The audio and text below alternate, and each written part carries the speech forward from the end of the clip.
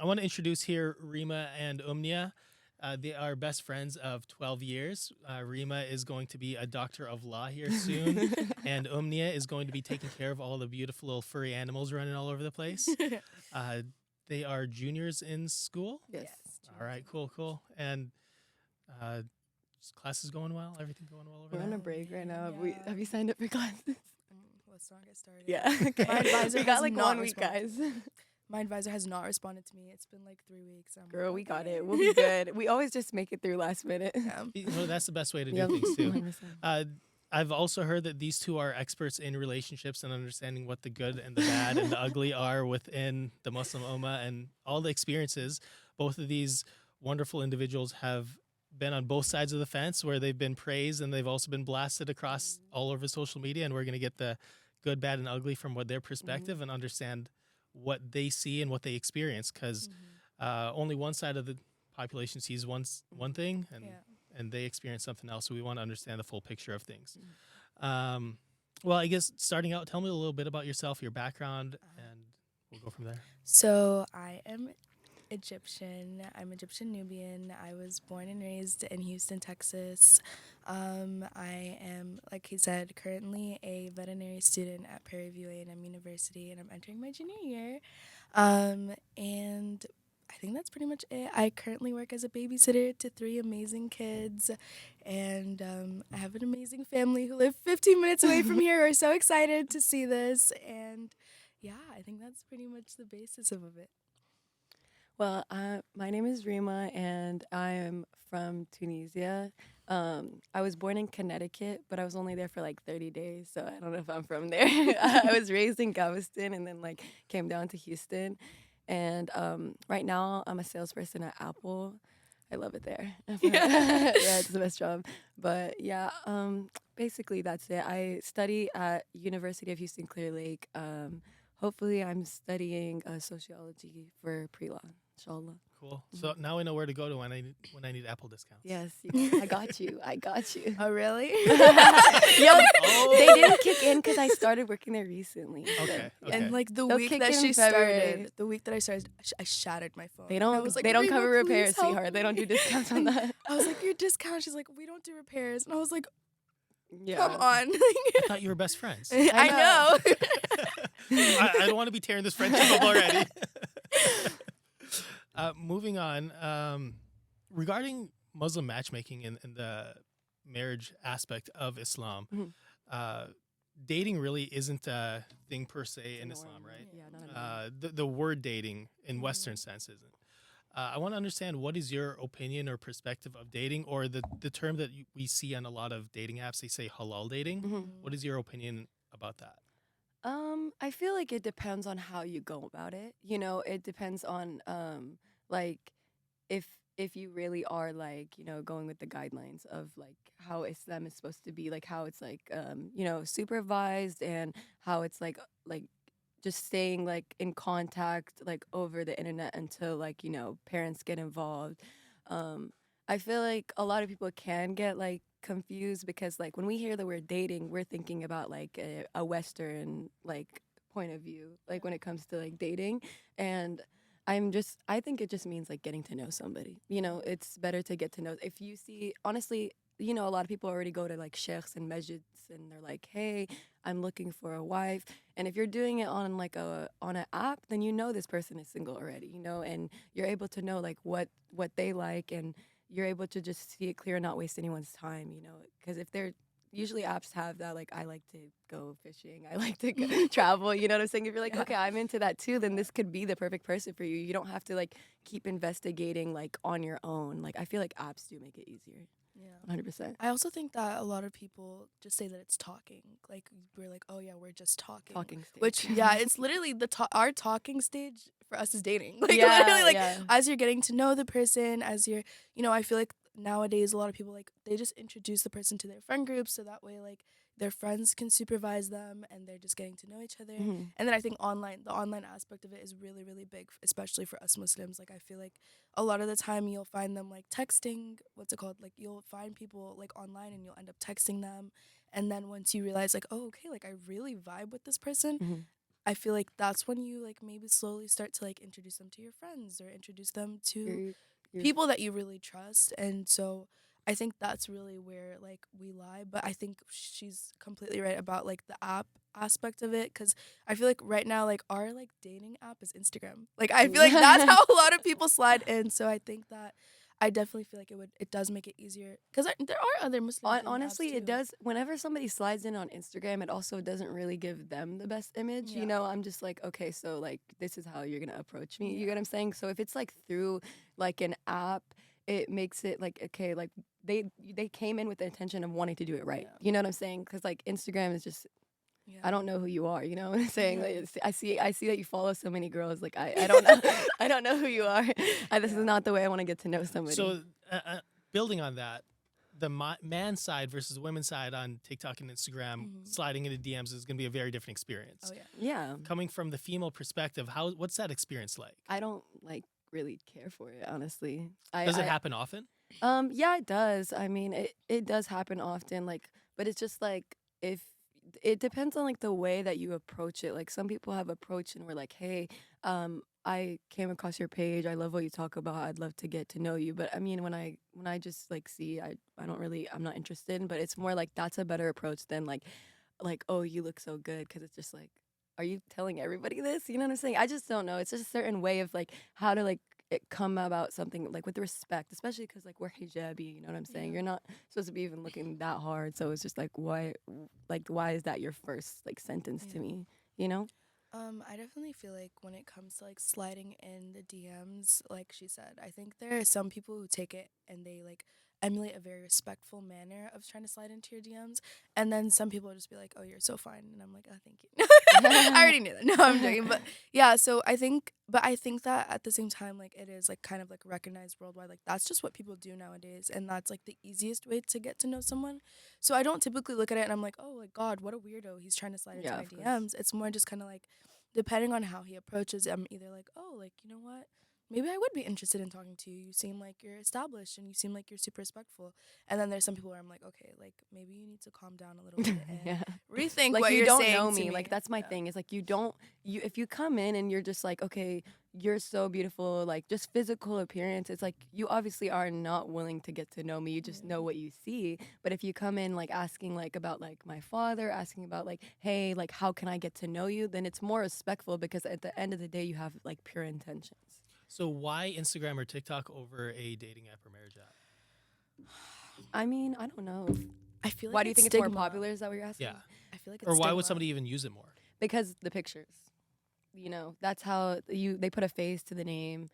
It is kind of ironic though, because you know how everybody's always talking about like some people don't want to meet people over social media, and they do judge like what other people do on social media. So like somebody that could be commenting on what I'm doing wrong is probably texting a girl on social media, and it's just ironic, you know. So I think it's just like when people put a face to a name, it makes them feel better. I guess that's what I'm thinking. I'm thinking it's more stigma. Like I feel like in the Western world, using Instagram or using TikTok isn't looked at in a certain way. You know what I mean? It's super normal. You're using social media. Social media is normal. But when you're like, oh yeah, I'm on a dating app, I feel like it sounds wrong. Like it really does. Like You think so? But I I feel like think it it sounds. I feel like it does. sounds like they're actually trying to like get to know somebody, but it's like- and not waste their time. it's like saying you're on Bumble or like saying that you're yeah, but on like babe, Muslim. no, dating exactly. No, app. I know. But I'm saying like imagine like In you're like I'm general? like yeah, I'm on a Muslim dating app. Like I would look at you and be like, I'm sorry.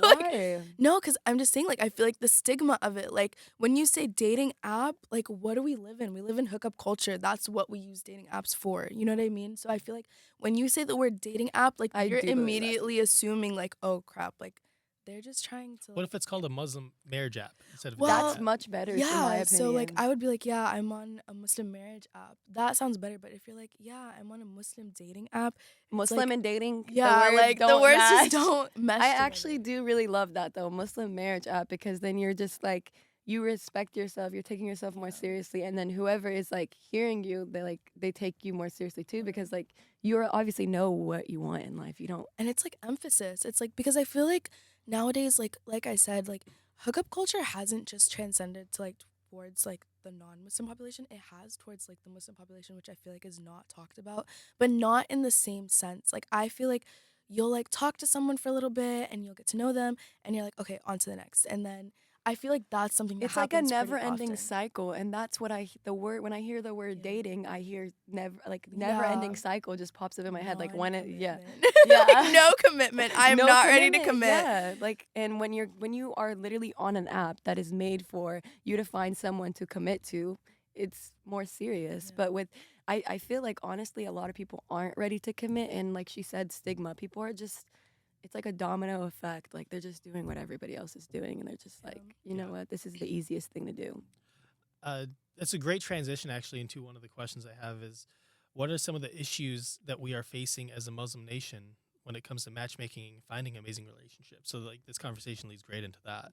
Not like being traditional about it. Like I understand that like we're in 2024. We're also in like the Western world. Yeah. Like it's hard to do everything the traditional way. But I feel like a lot of people get caught up in like the never-ending cycle of dating, and then like when especially as a woman, like when a Muslim woman would bring like, okay, so when are you gonna talk to my dad? That's not something that a woman should ever bring up. Like, you know, like back in the old days, a woman would never say something like that. It's just like we're forgetting like that's like his intentions should have been that. Like Yeah. so When should a man talk to your dad?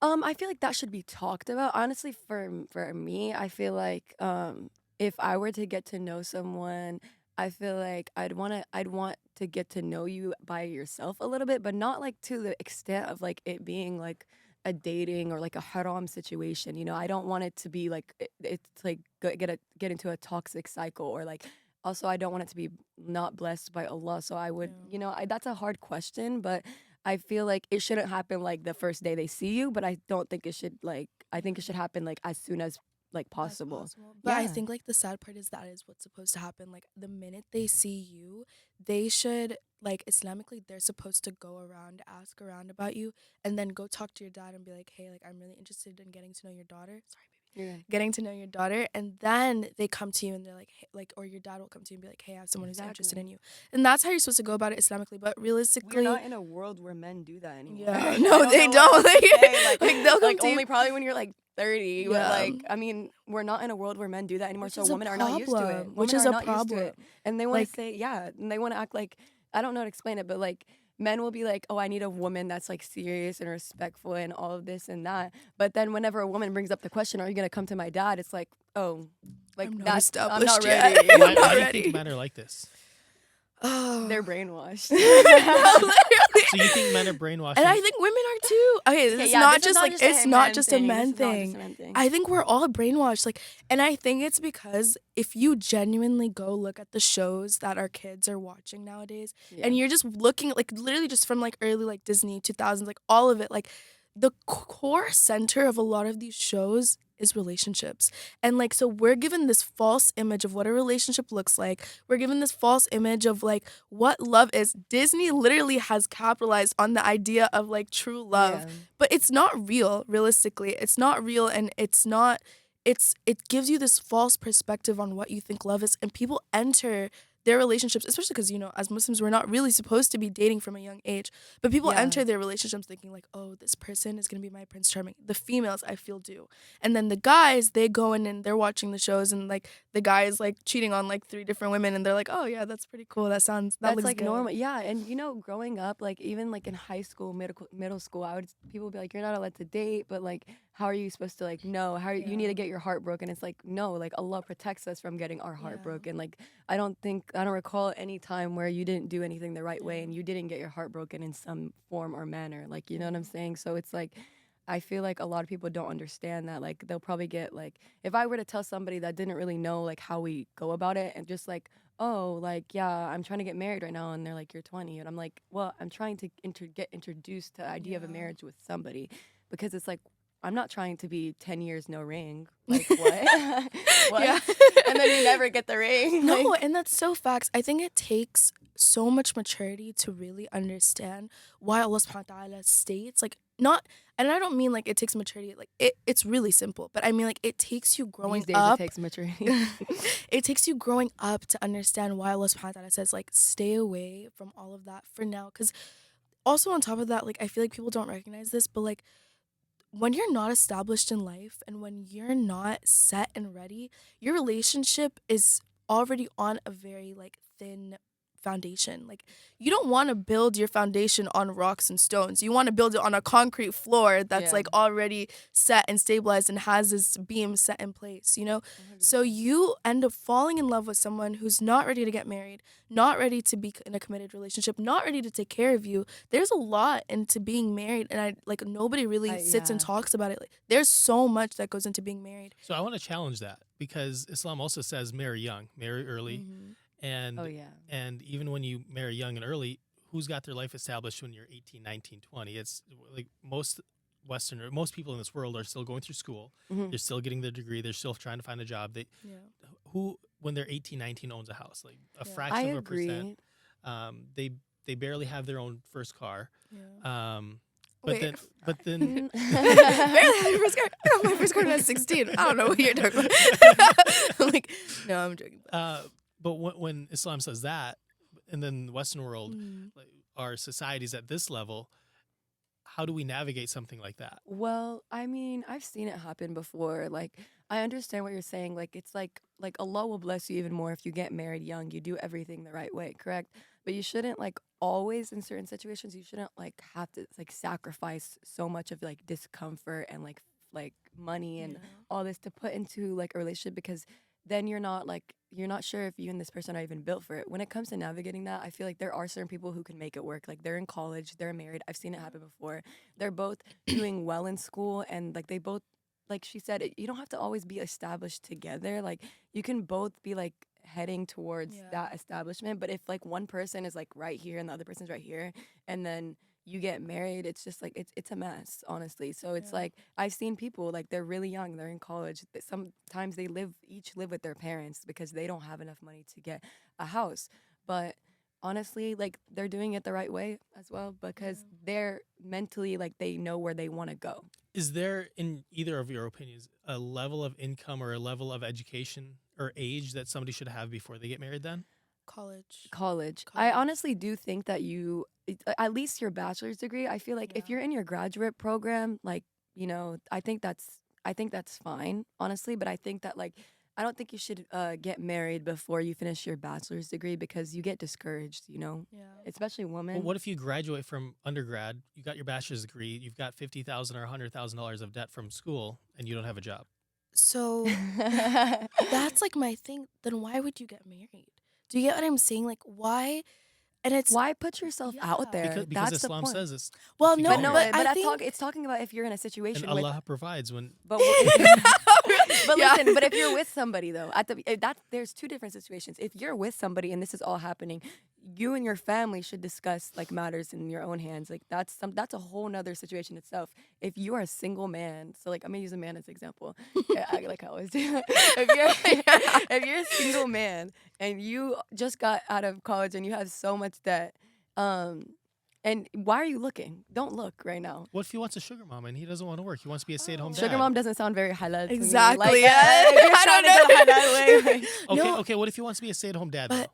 stay at home Oh. dad, then he gotta find a girl that's ready to do that. well, There he can is, be a though. stay-at-home dad. That's can. totally fine. So it's no, just if like they love each other, yes. If they love each other and like they want like their marriage to be blessed and they want to go through with the wedding and the They can woman work is working, out. I've actually seen that happen. A woman that's working and then the man is like not. I don't know. I've not staying at home. I've seen a man trying to get his life together while a woman is working, like, or a man being like graduate school while a woman is working. It's not something that like should be frowned upon. There, you have to make the best out of situations. If you're trying to please Allah, that's all that matters. You in know that what? situation. I'm thinking about it, and I wanted to say something, and I totally forgot to say it. But I feel like the reason Allah Subhanahu wa Taala also says to marry young is to protect you from zina and to protect you that's from a like main thing. I don't think he meant get married young as in like that's like the guideline Like, that you drop have to everything follow. and get Yeah. married. But it's like if you see yourself being put in a state where Struggling. like, you're talking to this girl, oh crap.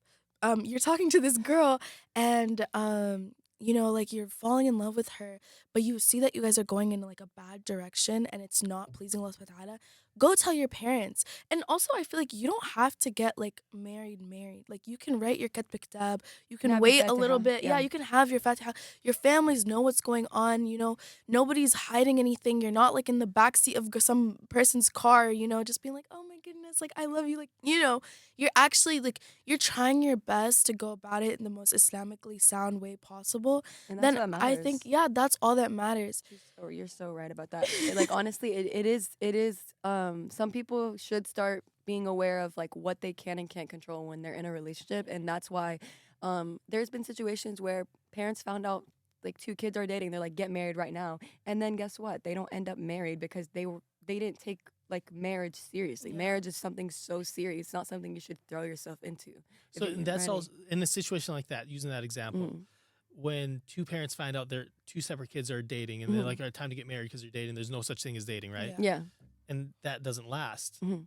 Is that because we're bringing in old culture, mixing it with modern culture, or is that because we're bringing in immature level of Immature. people today? That Both. when we look at 100 years ago, the level of maturity that people had Yeah. 100 years ago versus what we have today, is it I that feel like it's difference? because what I talked about earlier, they thought this was just gonna be like hee hee ha ha la la land cycle, like never ending cycle of like we're just together, we don't need a label. Yeah. But when your parents like are trying to protect you and they want you to be with somebody, honestly, if you were meant to marry this person, it would have worked out. Realistically, would it not? Yeah. I think also like on top, I think it really does combine both. It brings current culture and what like we have let all of like our society get away with when it comes to like men and female interactions, and it brings about like old culture where they believe that you know someone for 2 months, bam, you can get married. Like so I think it's just bringing about mistakes of both, sides of the coin. It's bringing about immaturity, but it's also bringing about bad mentality that's, been carried down for so many generations that we've made it normal.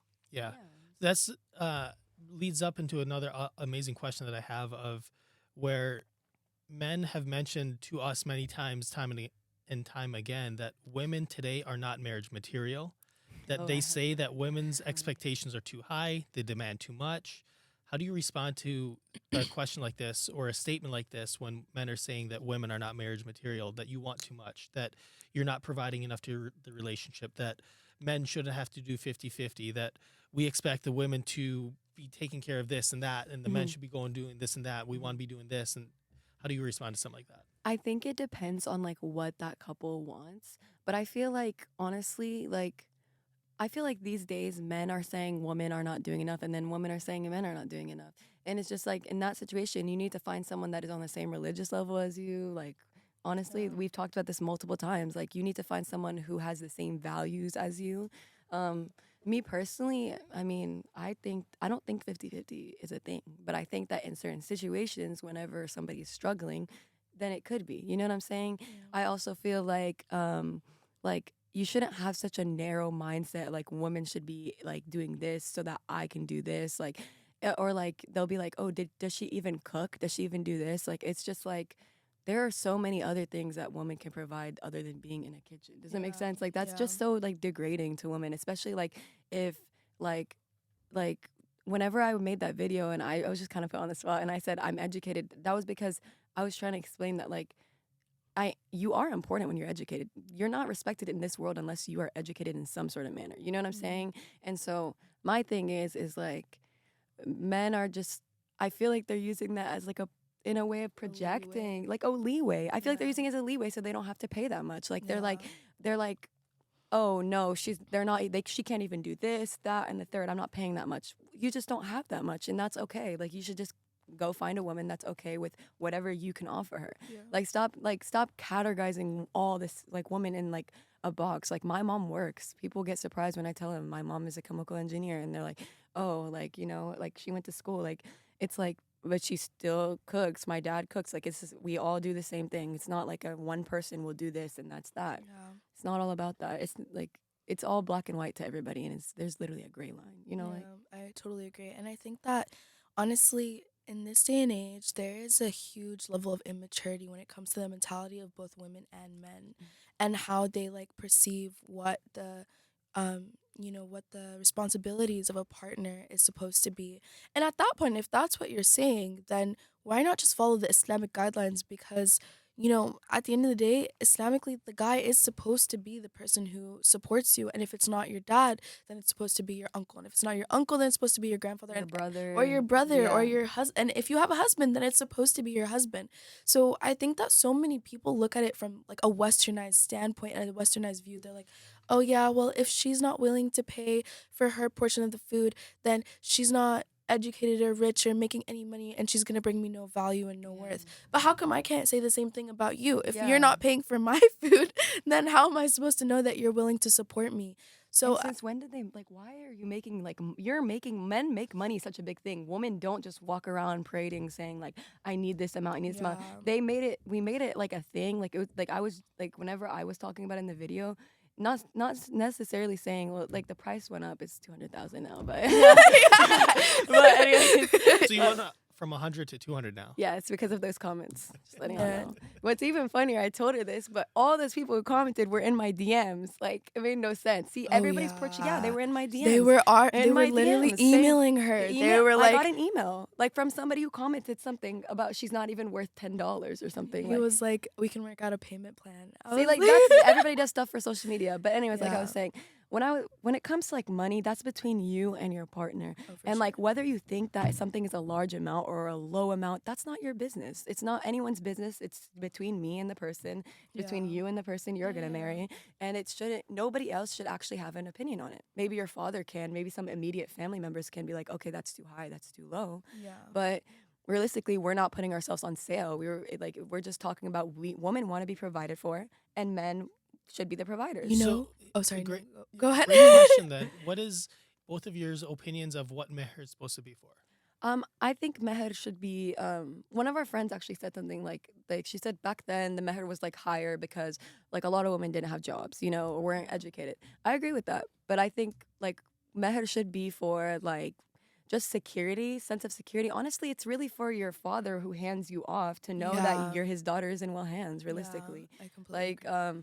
it could be anything. Like it can be umrah, it can be hajj, it can be. So it doesn't necessarily have to be a monetary amount. No, it No. doesn't. But realistically, everything that I just said requires money. So you know what I'm saying. I feel like it can be a car. I feel like realistically, like when somebody like is giving you like a meher amount, they're proving to you that they're gonna pay you this or they're gonna give you this to take care of you, or they're proving to your father actually, and then they're gonna take care of you regardless. In Islam, a man's money is a woman's money. Yeah. Like so, what's the issue? Why is everybody crying? Like, Like that's 60,000 you're gonna pay me. It's mine in the anyway. comments they're talking about you don't seem like a good Muslim woman. You don't seem like a good Muslim man commenting on this. Like, you know what I'm saying? What are you talking like? Imagine I said that. Like, we're out here. We're talking about Islamic guidelines. Meher is a woman's right. If Yeah. we cannot just change the rules based on what we want. Like, Oh no, I completely agree. exactly. And I think that's something that a lot of people do Don't nowadays. get- No, that's a lot. We pick and choose. We No. pick and choose Like what even we want to have follow. been guilty of this. Like Yeah. honestly. Like, It's like- but we're never gonna say that rule is not. Oh no, that Yeah. doesn't. That's not true because that's not actually haram because we do it. No, it's not. Yeah. What's haram is haram. What's halal is halal. Yeah. But no, I think like going back to the meher thing, I think that something that people don't realize is that, like she said, your husband is going to support you throughout the rest of however long you guys are together for the rest of your life, inshallah. And so that 100K, I love you. That 100K that you're asking for in that moment, he should be spending that and triple that amount throughout your lifetime. Do you get what I'm saying? So for me, I think people took this so out of proportion when I said 20K, but nobody Are you marrying acknowledged. her? No, Like, oh but my nobody God. acknowledged what I said at the beginning, which No, is yeah, that she said it's I not gonna be said- some crazy exactly. amount. I said it wouldn't be a crazy amount. It would depend on his financial status.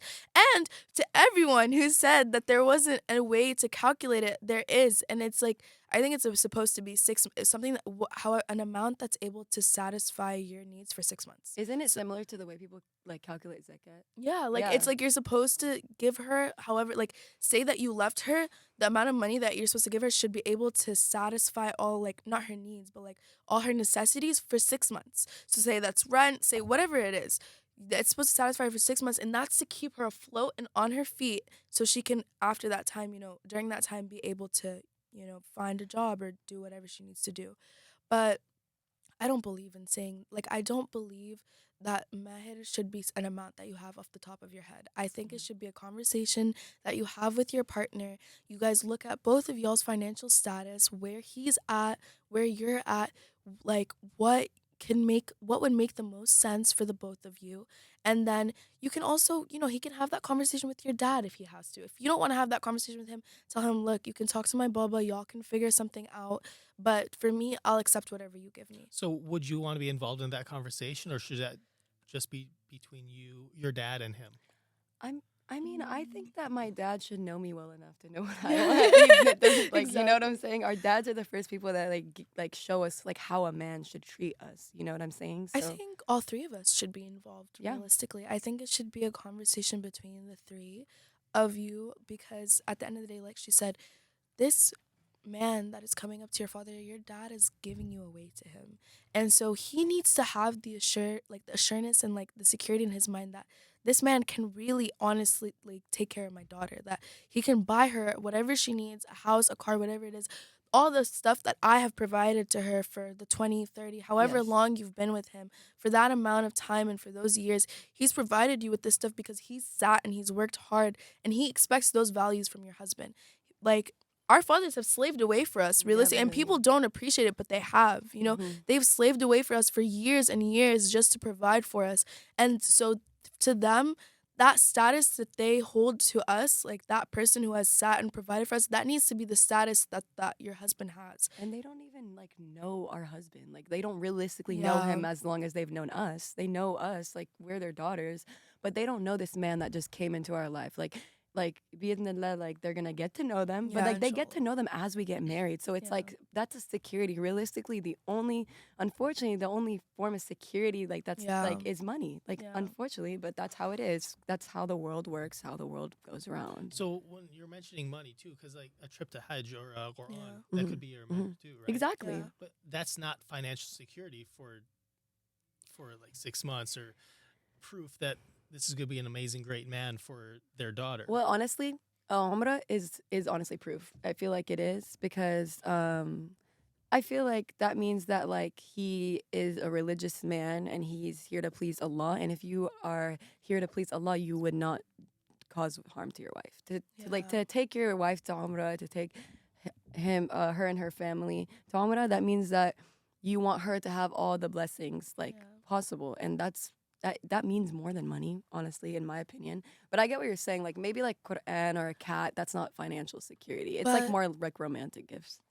yeah, that's true. But also, it costs money to go to Hajj. It costs money to go to Umrah. But You have to fly out there. You know what I mean? So maybe it's not a sense of security for the future, but it proves that you have that the it proves that he'll financials. do what he can do. Yeah, Do what exactly. he got to do. It proves that he has the financials to do that, Mhm. which at least gives your family some sort of secure peace of mind that this person is making money and this person does know what they're doing. 100%. 'Cause in both of your video comments, there's a lot of people that were giving you a lot of heat, Yeah. a lot of heat, both of and making statements that are questionable as to why would a Muslim be making statements like that, right? Yeah. What are your opinions and your thoughts of these individuals that are making comments Why are you commenting? on social media? No, honestly, like yeah, Why are you yeah, why are you commenting? commenting? Honestly, I think it's very ironic to comment on any video and just say, "Oh, you don't seem like a good Muslim woman." Like, how would you know that? Like from a 7-second video, you asked a very direct question. I gave my answer. If y'all don't like it, boohoo. Like it was Yeah. like almost like a joke. I I thought it was funny. Yeah, so many people Like thought it my was so my funny. father thought it was I'm funny. Like I'm saying. confused on what y'all like. And regardless, even if that was my meher, like it's no one's business. So it's just more like, and then people saying no one will marry you. Like Oh yeah. all of this, it's like you won't marry me. Like alhamdulillah. Or But it's, like or it's the people who are like, how are you asking for that amount with the way that you wear your hijab and the clothing that you're wearing? how are you Or- commenting? How are Yeah, you being that disrespectful? Saying exactly. how are you being that disrespectful? Judging someone else? Like I do understand. Where's the like, akhlaq? Yeah, like bro, where's the yeah, akhlaq? Like I'm there's sorry. certain ways to like give nasiha. Like we talked Yeah. about this multiple times. Like it doesn't seem like your intentions are pure when you're commenting on a video. You just want to leave me the hate. You're not trying to advise me in the right way. If you DM me, you text me like, "Hey sister," first of all, shouldn't even DM me at all. Like the money is not. I didn't say something bad. I didn't say something. I just said something that you don't agree with. That's fine. That's an opinion. You can say that, and you can state that. You can state, I don't tip under I don't d- sorry. I don't agree with what you stated in your video. I think that there are better ways to go about your answer, but at the end of the day, it is your opinion, and I completely respect that. Why can't people That makes comment me that? think if you were to comment that, or like if you were to even DM me, I wouldn't get mad because that makes me think you want the best for me. But for you to comment, oh, you don't want to give me any advice. And they're out here like Yeah, trying to give advice and like they're their mocking the situation. advice. And realistically, I have never seen not one hijabi woman not get hate. Like that's Yeah. they'll be like take it off or like you're not wearing like okay then like do you get what I'm saying? Like Where's So the what? is this something that happens on both sides? So you get hate from the Western side plus also the Muslim side that people are Yeah. hating. Yeah, it's Yeah. very So you, toxic. first, the Westerners typically, if they're extremely right wing, you might be getting hate for Yeah. wearing one. Hmm. But then if you're a extremely right wing Muslim, you might be getting hate for not wearing it You're in the way that properly, they yeah. Properly. believe Yeah. that you should be wearing it. So how do you navigate something like that? I honestly, alhamdulillah, well, like I recently, not recently, 2 years, put the hijab on, and like I did deal with like a lot of comments because I do put myself out there on social media. So when you put yourself out there on social media, you should expect hate. Like we've talked about this. Yeah. Um, but alhamdulillah, it's never made me feel like I want to take my hijab off, but I feel it makes me angry for like the other girls Yeah. who are like they're like thinking about it because I've seen it happen and a lot of women have taken their hijab off because of hate. Not maybe not the whole reason, but Yeah. it had to supply to that reason, Yeah. and it's very unfortunate because I don't think people are realizing like your comments. You're not here, like I said earlier. You're not actually trying to advise anyone. You're just trying to leave hate, and then you're trying to, and then when people are like, "Oh, what's going on? What's wrong with this?" Like they get so freaked out. Like they don't even know like who this person is. They just get so freaked out that the world Yeah. is ending or something. But it's like, I think that a lot of one of the biggest problems is that people lose their grace when it comes to being behind a screen. And the sad thing is you would never go and comment something like that unless you were a really, really, really, really secure and terrible person. You wouldn't go and comment, "Oh yeah, she's so skinny," under it to her face. You wouldn't. It's disrespectful, but the sad truth is people feel more confident when they're hiding behind a screen, hiding behind a profile picture, and they can say whatever they want with absolutely no repercussions. She can't come through the screen and punch them in the face, but she can in person. You know what I So mean? because we can't do that, what's a great way that we can respond to individuals like that? Like, how should we be responding to individuals that are treating other people like that on social media? Like both of you, when you get a comment like that, that's not respectful, that's kind of hateful, that's rude, Yeah. that's not supportive. What should we be doing, especially when they're another Muslim that's Oh making man. that comment? I well, c- honestly, sometimes you get so angry that you want to like just be like, okay, why are you I even did. talking? I I kind of know. did. I went under her video and I went out guns blazing. I was like, where is the women? So there's one girl. She was like, "You're never gonna." I was like, "Where's women supporting women? Or are you too much of a pick me to like sit and support this girl?" And so I did kind of do that for But her. we know evidently like the best type of response to anyone is Yeah. just like honestly to make like what I was Just to saying be like respectful. just be respectful, but it's more like you don't know me. I don't know if you have to like go in and improve yourself, but like it's just like for like somebody to be like, "Oh, you don't seem like a good Muslim woman." Like that You only don't like have to yeah, prove yourself. you don't have to prove yourself, but you can say, "Hey, I recommend you don't talk to anyone else like this." Like that's what Yeah. I really just care for other people, honestly. Like for me, it like bothered me, but like I know who I am. And I feel like at first, like the only thing that bothered me was like, oh, when people see this and then they see the comments, people are so swayed with comments. Like honestly, Yeah. if you see a video and it has like supportive comments, You're gonna you're gonna support. support. But Yeah. if you like see a video and like you see all these people hating on you, like you're gonna be like you might be inclined, especially like if you're easily persuaded. Yeah. And social media is Say, social media can persuade anyone to think any type of way. That's why people take breaks from it because your mind you just start thinking like in certain manners. But like, I mean, honestly, the best way to respond is to be respectful and just yeah. talk in a generalized way. Don't say Yeah. it directly to anyone. Just be And general. just to top that off, it's just to remember that at the end of the day, nobody defines your worth just through a video. Like, nobody can define you just through what you post on social media. And if you have people that love you and support you and are, telling you, like, don't listen, take that advice. Don't listen to those comments because at the end of the day, those are just people who are projecting their hate and their ideologies out into the world onto you. But you know who you are and you're secure in who you are. And as long as you know that fact and you live by, live in a certain way that pleases Allah subhanahu wa ta'ala, and you keep your personality. Like, if you think about it, at the same time, it's like, would Allah subhanahu wa ta'ala be happy with you if you went and you were like, oh, Going tit for F you, tat. like, tit Yeah, for tat, no. like, sitting and trying, like, no, like, I think one of the most beautiful things about our religion is it teaches you to literally, to, like, just look away and just, stay with your head up high, like, stand with your head up high. Because when you do that, you emulate a sort of, you know, elegance and respectfulness that they're not emulating. And so people can see that, you know what I mean? When you're not responding, when you're saying, or when you're telling them, like, I hope you have a great rest of your day, and I'm really sorry that you feel this way, They start to rethink. Like, they really honestly, do. they do. People really start to rethink. Like, anytime I've ever responded to somebody, like, after they came at me, like, nicely, they've apologized. Or if they didn't, I know that Yeah. maybe I taught them a lesson or something. Like, Yeah. that just can help them. Like, realistically, like, if a conversation is not progressive, why have the conversation? Yeah.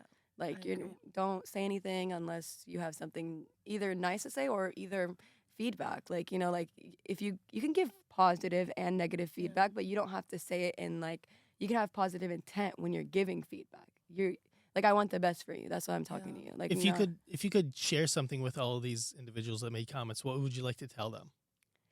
I would like to say that alhamdulillah, you don't really affect me and my life. So I mean, like, I'm good over here, but I would say that, like, I would just advise you to not go on people's, like, in posts and, like, assume that Yeah. you know them off of a post. It can be diminishing for individuals, like, if they've had a bad day, and just seeing, especially commenting on physical. Don't ever comment on nobody's body. That's ridiculous. Yeah. Appearance, body, physical features. That what commenting on that is just detrimental to people's mental health, and it's just Yeah. not smart. And it's honestly, it's not the way that us Muslimin go about things. So I Yeah. just recommend you don't do that for your benefit as well, Yeah. And I think it's just, you never know what someone's going through. You never know how your comment can push them over the edge. There are people in this world who, put themselves out there to feel better, and you shouldn't go and try to destroy that just because you don't think they're pretty, or you don't agree with their content. Like, it is okay to scroll past a video and not respond. Like, it is okay for you to You will scroll make it. past. I Yeah, promise exactly. you will live. You You will will live live. if you scroll past it and you don't leave a you're rude not comment. if you're leaving, like, a harsh comment, do you think they're going to listen? People post and they're aware of what they're posting. Yeah. People are not stupid. So But you have to acknowledge that some people really do go onto social media to try to, like, uplift express themselves and themselves. express themselves. And it's so sad that people will go and they'll, already, a lot of people live in a dark place in their minds, and they use social media to express themselves. So it's so terrible to think that people are aware of that, and they know that people go through things that they don't Because they express to go through people. things too. Exactly. And they're, instead of being empathetic towards that, they're gonna go and they're gonna bash on you just because it's funny, or just because their comment is gonna get 100K likes, or whatever it is. I just don't understand why people take things very personally as well. Like, when you see a video, what in your right mind made you think that it had anything to do with Yeah. you? Do you believe that there's a level of where Muslims in general are overly sensitive to statements or comments? Yes, I do believe that. I can understand. I see from everybody's side. I can understand why, like, as an ummah, like, we can get, like, afraid of, like, where we're going, like, where we're all headed, because we are all one. So when you see certain things on social media, you might feel like, okay, this doesn't represent us at all.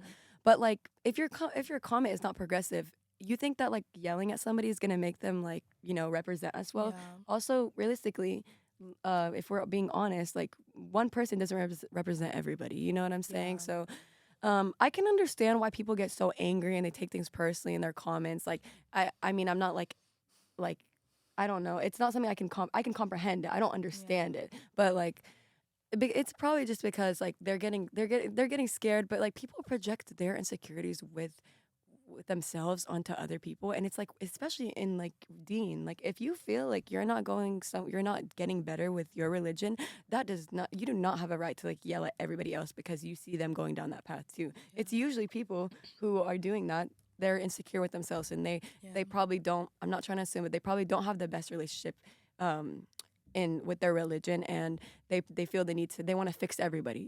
They probably have good intention, but it's just like now it's a train wreck. Like you're not focused on yourself, you're focused on everyone else who's now mad at you, you're mad at them. Where what are you progressing, like, you know? So I feel like realistically, if you want to get better with your deen and you want to be a better Muslim, there are certain ways to, like, you know, pull someone to the side. Especially, let's not do that on social media. You see somebody in person. I'm like, if I see Umniah and like across the street and I see somebody, she not doing something I like, I will walk up to her and be like, sister, like, hey, I think that, like, you know, you're better than this. I will not walk up and start screaming at her. Like, you know what I'm saying? Like, imagine like that in real life. I mean, people want to do what you tell them not to do as well. I think that's something that we don't people are acknowledge. manipulative. Yeah, no. I'm like, if you tell me, oh my God, like, don't do this because you're stupid for doing it, I'm going to be like, who are you to tell me what to do? But I'm if going to you're continue aware of that, doing why it. tell people? Do you get what I'm saying? Like, Yeah. you have to have some sort of level of, like, consciousness. Like, nobody, like, everybody knows what they're doing. Unfortunately, it's just the way they handle it. I think it's just a conversation that me and Rima have had a lot, and it's that people don't necessarily know how to give nasiha in a way that's not judgy, in a way that's not, like, I know that, you know, people don't do it on purpose, but a lot of times the way people come to you with advice is not the most productive way of coming towards someone with advice. I think that people need to start recognizing that there are ways to give out messages and nasiha that is going to help the Muslim ummah. And it is definitely not the way that we go about it now. It's definitely Not at all. because we live in like we all know, like, we're like, oh yeah, like it's like a stigma at this point. It's like, yeah, Arabs are super judgy because they'll always like say, Why do you categorize everybody? Like, why are you putting yourself in a box? You know what I'm Exactly. saying? Like, and it's like, okay, but in reality, one, it's not all Arabs. Like, and again, I'm just like throwing that out there because I'm Arab and like I feel like I've heard this a lot. Yeah. But like, it's not all Arabs, and not everyone is gonna come and say something to you that's not judged, like that's in a judgy manner. meet people as they are. Yeah, there are some people who come to you with pretty good advice and they really do mean it, like from the bottom of their soul. But I think it's just the way you project that advice. I think that's like the most important thing, and it all comes with like learning how to communicate properly with other people. Is there a lack of understanding on how to properly communicate? Is that coming from 100%. and where is that stemming from? Is that because it's not taught in school? Is that because there's generational trauma that's not being healed, which actually kind of leads really well into Look at this. you guys are great. This is amazing. Leading right into like getting personal development or therapy or things like that. Is it? And, you know, this conversation. and especially in the West, mental health is becoming a very big topic and very conversational aspect of society. And it seems like in the Muslim culture, it's not so much talked about. It's more swept under the rug. But I think that's just honestly like if your family lives overseas anywhere, I think mental health is a very, very, very big taboo subject. And I think that's because people don't like to state that they're crazy. Like, nobody wants to be like, oh yeah, mom, dad, I'm feeling depressed. But the reality of the situation is the reason that people are so scared to come to their parents with these about these topics is because generational trauma has really, really been, I feel like, the biggest source of why our families and our parents lack communication with each other, why there's certain like subjects that lack empathy, like our parents will lack empathy towards them. And I think that's just because of what they were taught by their parents, and just because of what the culture overseas looks like. Yes, in the Western world, it's starting to become more of like a, oh, okay, like mental health, cool, therapy is good for you. But in the past, this was not something that people not only would talked mock about. therapy. Yeah, exactly. Like, even over here, like, it would be weird for people. It's they think you were still- crazy. It's still kind of like a taboo subject to sit and be like, yeah, like I have a therapist, because it's like, wait, What's you wrong have with- problems that Islam can't solve and reading the Quran can't help with. So like, what is wrong with you? It's like, But it's like we said, it's not a narrow thing. Like, of course, like Islam was built to solve all of our problems and to guide us through life. And I think I know why. But it's because like we were taught as Muslims to live a very simple lifestyle. Get to it, get to this, like live your life so no you have no problems, right? But we were also taught how to deal with things because in the Quran there are many examples of how to handle situations. There are hadiths too, like on what Stories of the stories of the prophets. prophet. So why would there be like both if there wasn't a possibility that there was going to be problems, people were going to have mental health issues. So it's like I feel like people don't understand. You can't just like look at even in therapy, your therapist can't just give you a book, read this, it'll make you feel so much better. Yeah. No, talking about things, communicating. Even sheikhs have said this too as well. Like, why do you think they create youth programs for kids? They want them to start coming to the masjid. They want people to be able to talk to the sheikh. Like, like don't have such a narrow mindset to think that like mental health is not like something that needs to not be talked about. You know what I'm saying? It seems like both of you agree that there should be a increased awareness around mental health, especially in the 100%. Muslim ummah. Mhm. Is what are your personal opinions on individuals if they should seek out therapy or coaching or personal development or counseling, something like that, with one of your fellow sisters if they're asking for it, or also if there's a man that you come across, another Muslim man that says, "Hey, I go to therapy." What are your opinions and thoughts about that? Personally, I go to therapy. Like I've done it on and off. So sometimes I've stopped, sometimes I'm like back on it.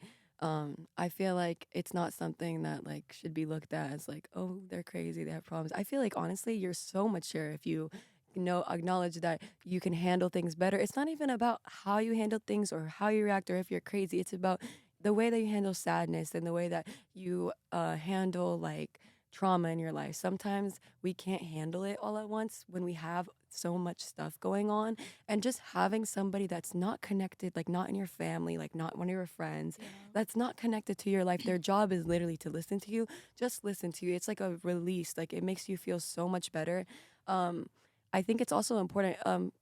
Honestly, you could have a Muslim therapist too. You know what I'm saying? Like I feel like people are thinking about it like, oh, like sometimes people don't like who some people wears don't- glasses Yeah. and like sitting there like listening to you. No. Sometimes people think about it too. I know a lot of Muslims who have that concern about like whether they're a Muslim therapist or not. That's your preference. You know what I'm saying? It's up to you. But I feel like with therapy and mental health, you obviously never going to forget. Like I think the fear comes out of like people forgetting like Allah in the situation, and like that's just something you have to. If you plan on going to therapy, just also like keep up with your prayers, keep up with like reading Quran. Like at the end of the day, that will heal you the most. But therapy is just something like let me talk directly to somebody. You know what I'm saying? And just we actually are in therapy like 5 times a day. We talk to Allah 5 times And a it's day. not shameful. I It's feel like not. so many people feel like, oh, if I'm going to therapy, then I'm doing something wrong. It's even Islamically, like I'm doing something wrong. Like I'm not going towards Allah subhanahu wa ta'ala for my problems, and that's wrong of me to do that.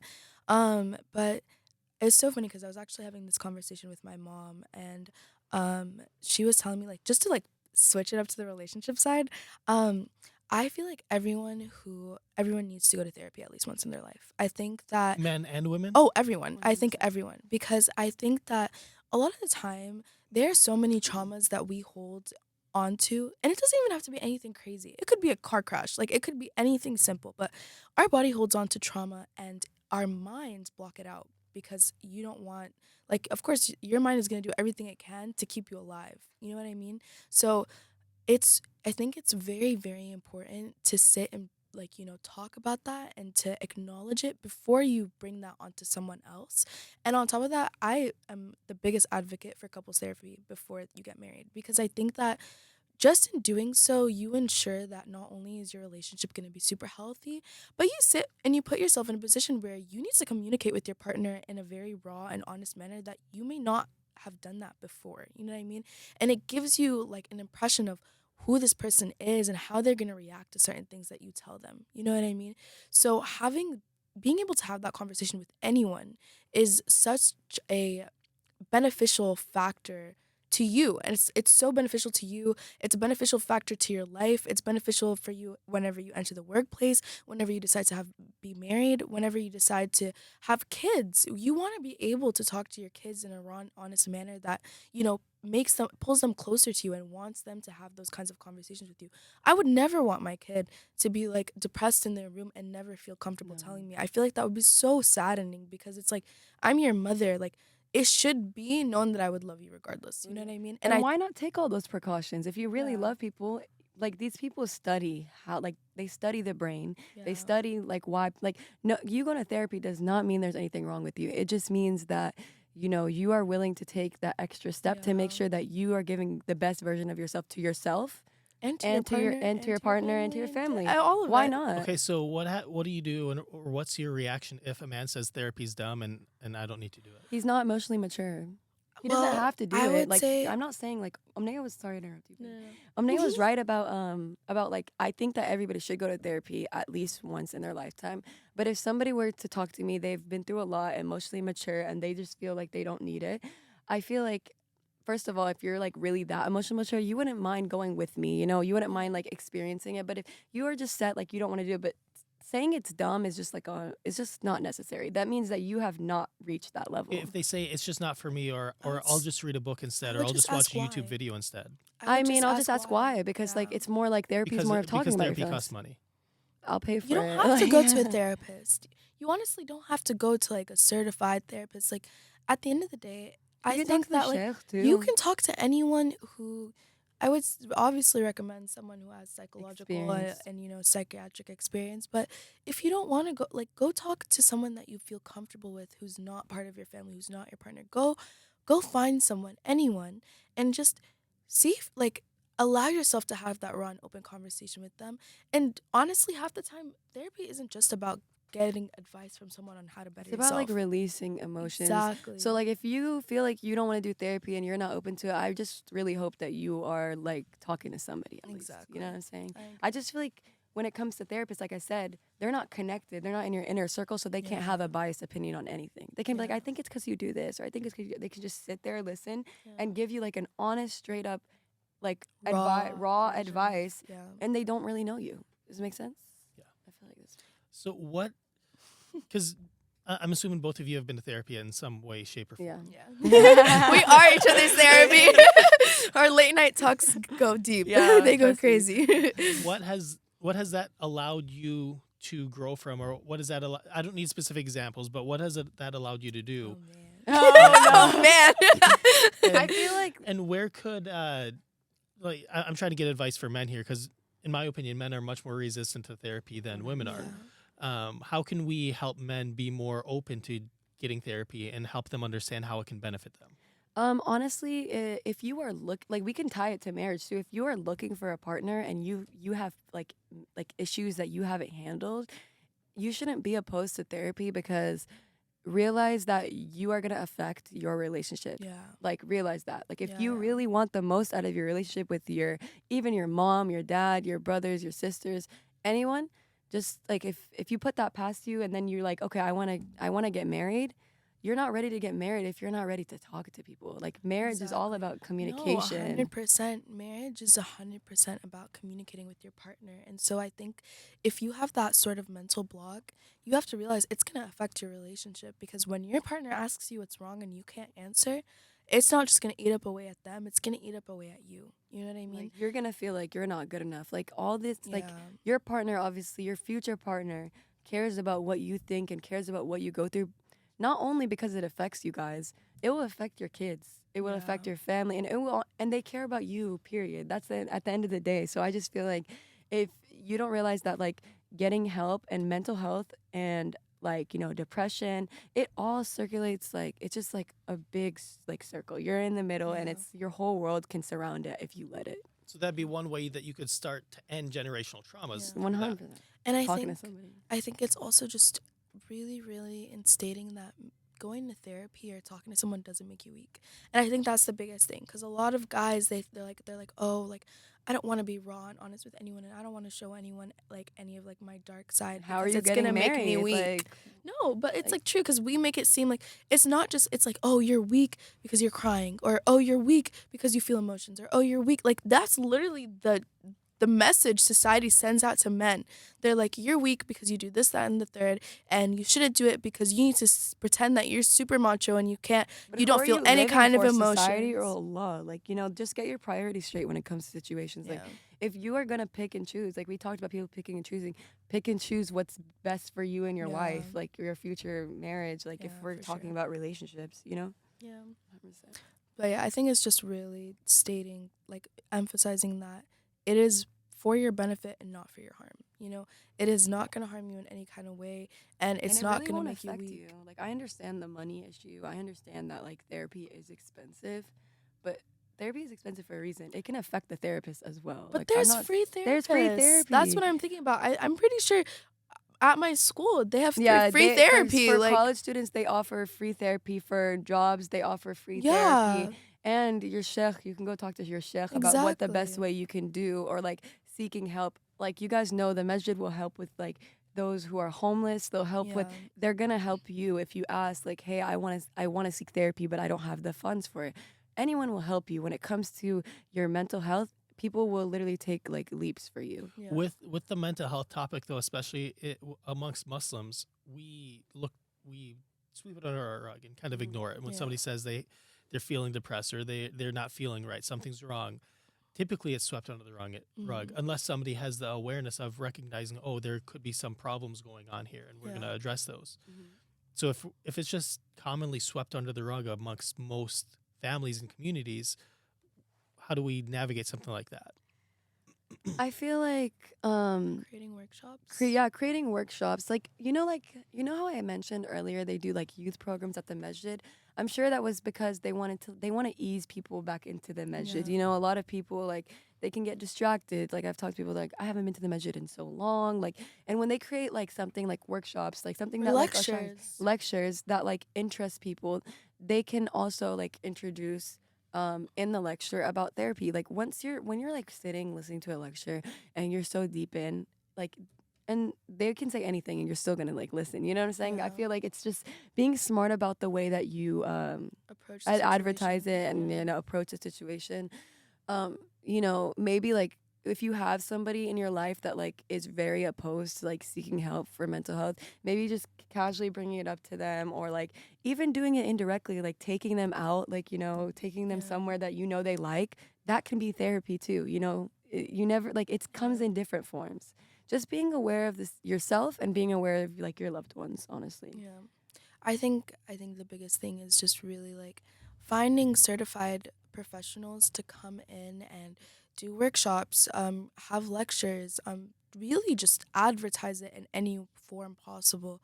Like making sure that at the end of the day, any person who is coming for that kind of help, they have all the resources that they need. I think that's so important, and I think that's something that masjids and a lot of like centers have actually been doing recently. It's like I feel like I have seen like a lot of workshops for mental health, a lot of lectures about mental health, a lot of shaykhs talking about it. Yeah. And they'll not only invite the parents and the adults, but they'll invite the children, and they'll direct those conversations individually towards those groups so they They'll understand. allow us to like we had a lecture like surrounding Yeah. generational trauma, and they'll allow us to even ask questions, and Yeah. just like easing into it. Like, the more you see people your age and people that you surround yourself with being open to this, the more that other people will as well. Yeah. And I feel like they should have gatherings so that people agree. know that it's okay. You're not like, take care of yourself before anything else. Yeah, I agree. That's some great advice, and I love that section too. That's Thank you. it's a fun topic to talk about. Another question that we have is, what is your experience of Muslim men in general? Are most of them respectful, and do they differ between non-Muslim men you have encountered? No, they don't differ. Okay, wait. Let's get started on this one. So the non-Muslim men and the Muslim men that like are not respectful, they're the same. Does that make sense? Like, I just feel like the people that don't like there are a lot of Muslim men that aren't religious, not even like per se religious, but religion is not a factor for them, and they don't look at that when it comes to like trying to get. I have experienced like men who were interested in me, but they weren't like Muslim? no, they weren't. There was some that weren't Muslim. I already knew that was not going to work out. Didn't like really didn't engage with that. But I'm talking about the Muslim men that they seemed like they were trying to please Allah, but at the end of the day, like it was a whole other person. You know, that's why introducing marriage in the beginning is extremely important, because some people just want to play games. You know what I'm saying? Yeah. They don't view you as, oh, okay, this girl's gonna be my wife. They're like, 1, 2, 3, 4. All right, let me go find me a hijabi to marry. Like 5, 4, like 3 like, wives. Yeah, no, like right. It's like men, like a lot of Muslim men are playing games these days. Like when it comes to like. I think it's because they're trying to conform to what society has like stated as the standard. But of hey, men. don't get me wrong. I've seen like a video. Actually seen on your page about like when it comes to like Muslim women and like them not us like not when we get something we want more and more and more. And I agree. I've seen that happen a lot of times. Like just not appreciating what you have. It can, as a Muslim woman, it can like it because like other women have this, or like people have, we see what we see on social media, they have this. Like it can really be so detrimental. So like I'm not just saying like Muslim men are like in the wrong. I'm just saying that like they are the ones that are actually supposed to like, you know, steer the whole situation. And so like for them to not be respectful about it, it's just like, I think just in general, I feel like unfortunately we live in a world where everyone wants to conform to a certain standard and a certain view, even though in Islam, like, you aren't supposed to, you know what I mean? Like, the reason that, for example, like, women wear hijab is so that we are not constantly conforming to society and their beauty standards and what they expect of women. And so I think one of the biggest issues is due to the fact that we have access to everything and anything due to social media. It really starts to formulate your opinion on certain things. And I think that is one of the biggest issues that we face today as a Muslim ummah and society, is that everyone's trying to conform to a certain view or certain personality, and nobody's just being their raw and authentic self. I think that there are so many amazing Muslim men who really, really do they want to do it right. Yeah, but they just want to not do it doing right. it right because they feel like they're gonna be laughed at or something. I don't know. I feel No, like it's I like agree. they right? Like I they feel just like- feel like they feel like it's corny, or they feel yeah, like yeah. They're like, I don't like But to it's have like, emotions. what do you mean? Like, it's just like, it's just nothing, like, the way that a lot of, like, Muslim men, like, approach situations, not progressive at all. And it can make you look at them like, they might seem like they're coming at this in a respectful tone, but then you ask, hey, are you going to talk to my dad?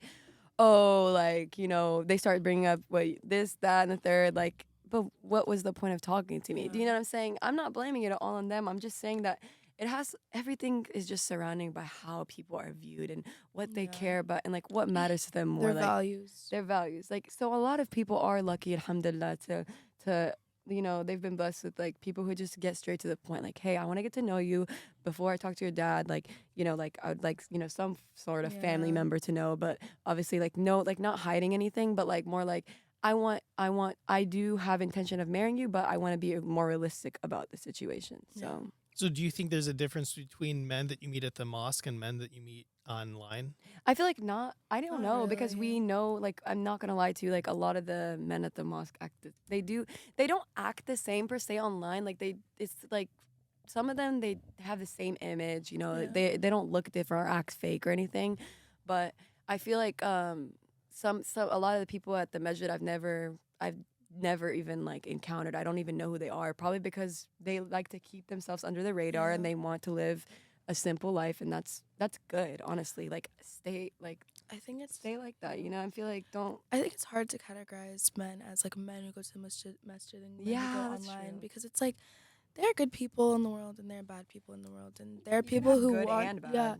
and there's like people who have good intentions and people who have bad intentions. It doesn't really necessarily matter about their actions. It's more just depends on them as a human being and like their personality, you know. Well, it does depend on their actions. I mean, but, like I'm saying, I agree, but I mean, like, it doesn't, like, just because a guy goes to the masjid doesn't mean that he doesn't go to the bar like 10 seconds later. After. yeah, You know what I mean? and that doesn't mean like it's just like that's the Like, I'm saying, like, the I actions get that you it. see, like, you're like, oh yeah, this guy goes to the masjid all the time. He's probably a really good Muslim. Exactly. But it's like that's not always necessarily true. But you can be like, oh, this guy is on social media 24/7 posting about him and himself and his friends and whatever it is, and you're like, oh, he's probably not a good Muslim because he's posting. Well, that's not necessarily But true. you know what either. you can base it off of for sure? You can base it off of like we already do this. Like a man will ask about a woman, or a woman will like she'll know that a guy's interested in her and ask about her, you can, because honestly, if you get like multiple people's like experience with this person, Yeah. it can tell you a lot about somebody. Yeah. Like, oh, they're very respectful, they're very nice, you know. But if it's like, oh, they were rude to this, they were rude to that, I saw them walking Yeah. on down the street, like, you know, it honestly, it can say, like, I get that people can change, but it's not like, marriage is not an experiment. It's not something to Yeah, play yeah, with. And like, 100%. honestly, like, we do it the best way, like just Yeah. asking around, having guidelines with what you talk about, like even through apps and stuff. It's so Yeah. important. Like, let's not steer off into like a conversation that we're not supposed to have, you know. Yeah. Let's talk about each other's character, each other's character, and like what you can do for me and what you can do for my children. Yeah. At the end of the day, that's what marriage is about. Everybody says marry your best friend. You don't always marry, like, obviously you want to be in love with somebody, but you're not marrying, like, just because you're in love does not mean you're marriage material Yeah. at all. I completely agree. I feel like I'm Another rambling. Another common thing that we hear from Westerners and sometimes from Muslims too is Muslim men control women. Is that true? No, I No. no, I don't know. That's not true. I mean, let me give you an example. Like, I wore that. My dad has never, like, he had brought up like the beauty of hijab to me, but he never was like, oh, you have to wear this right now. And a lot of people have this misconception. Yeah. Like, actually, Muslim men usually aren't controlling because they want. Everybody wants your intentions in Islam to be your intentions. 100%. I think that's more of a cultural thing. Not Oh, yeah, not a religious thing 100%. at all. I think it's a cultural misconception that has been pushed onto our religion. So the controlling of men is not a Muslim thing; it's a cultural thing. It's not a Which Muslim thing. cultural thing is it? I mean, I feel like it's all cultures. Like, I feel Arab, like you. Desi culture. Yeah, I feel like Arab culture, Desi culture. No, even like, what's it called? Even I feel Asian like culture. Like, every single culture. I feel like in every culture, you will find men who believe that, like, they own their entire family and you have to follow what they say, like, to the T. You know what I mean? But You will can I never. be honest, though? I feel like Maybe not this- white people, but But you know what you want to serious. I'm like, maybe not you white want to people. know but, what like, you know what why they like that actually happens, like why it leads to a man being controlling. It's because there is not that much of a religious like aspect in their I life. agree. Because if you really do have religion, like in Islam, like women are to be protected. That's why we have this conversation. Like, why are you guys like? Why are men so mad when a woman asks for this amount? Or why are men Yeah. so mad that women want to be provided for? We grew up listening to stories and Yeah. like going to lectures where we like, you know, Yeah, you we're hear literally about taught. women being protected, women being these like mashallah, we're tabarakallah, like the something most very delicate, not delicate, but like something very precious. Mhm. And so like I mean that's how they advertise hijab to us. Honestly, that was Yeah. like you are a precious human being. They're not advertising like, oh, you have to wear No, this because yeah, people yeah, are but gonna I'm look at saying, you. like, Like, no. We're saying like they like it's like you are a precious human being. You are something valuable and worth, securing and taking care of and just, being securing and taking care of and just being like protected.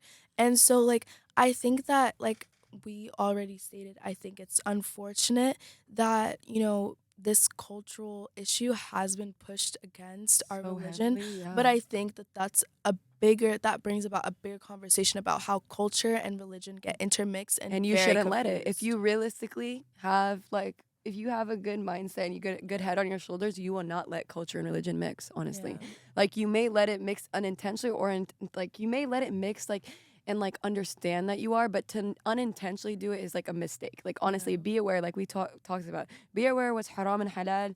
Just don't start bending the rules, because that's when you mix it. And you're just like, oh, this is like that's not actually haram.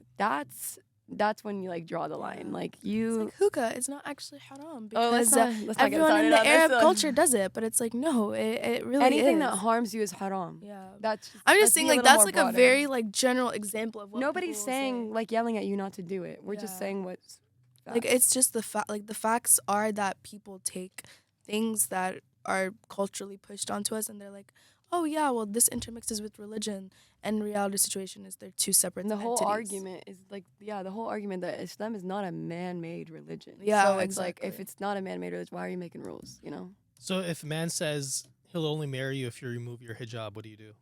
I'd say alhamdulillah, it was nice knowing you. Yeah, And, yeah. unfortunately, like I'm shocked that if that even came out of somebody's mouth, like it's just like your priorities are not straight. The only reason I ask that is I have heard that question asked before from other men. Because too. it's a cultural thing. A lot of Yeah. people like it's crazy, but even in Muslim countries, some families they don't want their daughters wearing hijab because they don't want to be viewed as like different and stuff. Yeah. But like, did you guys know like back then, like not even wearing hijab, you were not like you would be looked at like Weird. Yeah, Like, no, this is like literally. you get what I'm saying, like not being covered up. So I don't know, that's weird to me, but like yeah, I no. just think it's because society has like created like, oh my goodness, you're not sexy unless you're showing like certain. But then they're like, oh, you shouldn't be looked at. Like it's just too much like, for me. don't do OnlyFans, but if you wear the hijab, you're a little too extreme. Like it's ridiculous. It's ridiculous. honestly. Like women, yeah.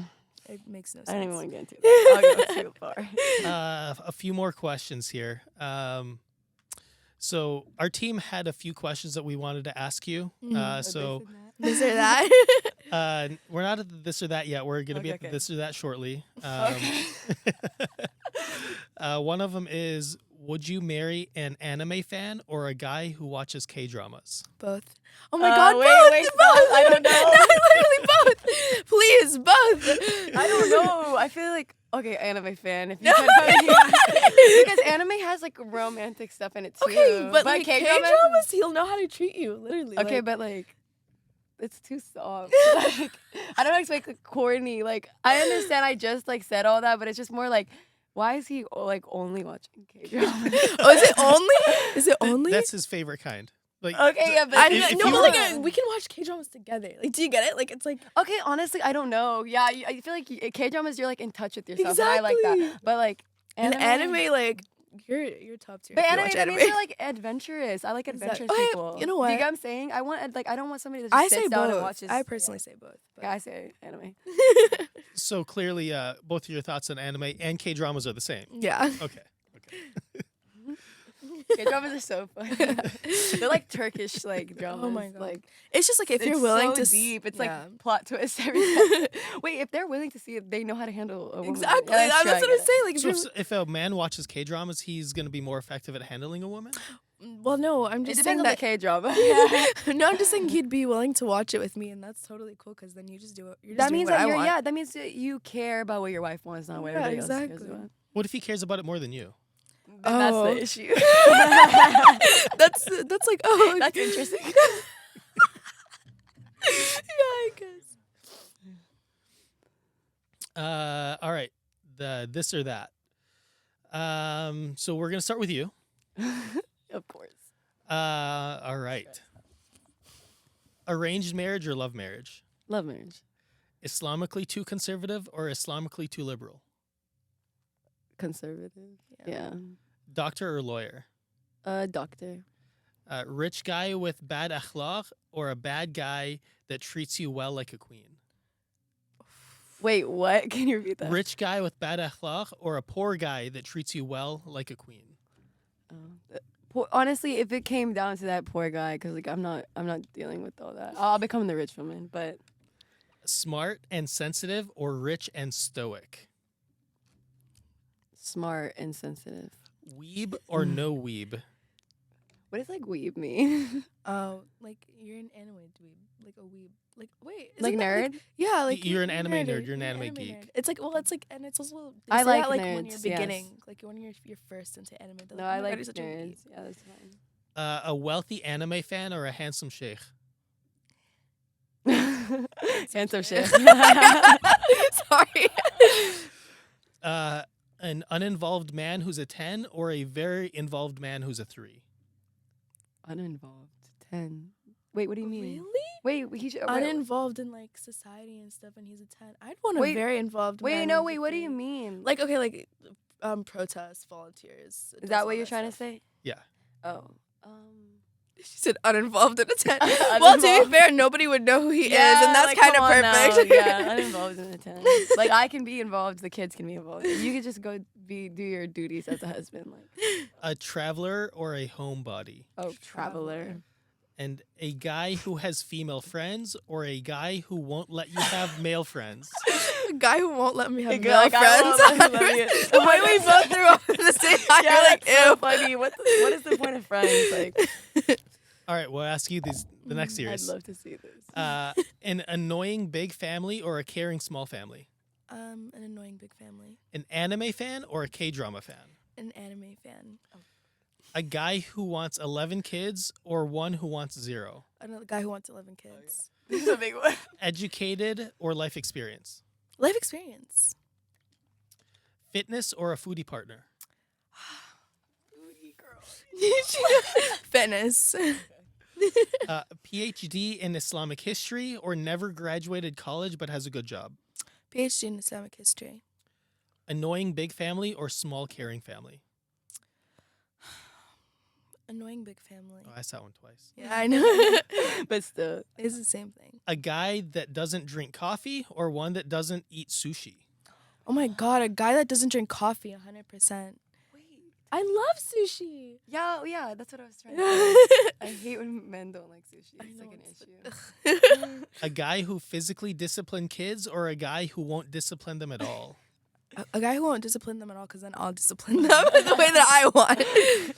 And last question, a guy who has no friends or a guy who has female friends? A guy who has no friends. Loser. If you have female friends, Yeah, then we you're need the you to loser. like you can be a loser. It's okay. No, like, exactly. nobody Like needs to I know don't who I you don't are. need you to have friends. I'm your friend. Awesome. Well, I do appreciate your time, Umniah and Rima, for coming in and course. answering some questions and sharing amazing information with us. If you have any last words that you want to share with our audience, please let us. It was We just re- so it was nice really being great with being you here. guys. Honestly, like talking to you guys was like our day-to-day Yeah. conversations. It was amazing. It was Awesome. a lot of fun. And I love this is what I love. I love the fact that it says Muslim marriage app. I was like thinking about that today. Like honestly, I don't really see that on a lot of dating apps, Yeah. like Muslim dating apps. It's just like I'm not gonna say names. Should I say names? No, I'm not gonna be weird. Okay, so like certain app that I always see is like dating app, and like literally when I see like an influencer like posting it, I'm just like scroll past because I'm like, why is it called dating? Yeah. Like So I Yeah. really do like that. Awesome. Joon, Muslim marriage. I appreciate it. Thank you so much. Of course. Thank you.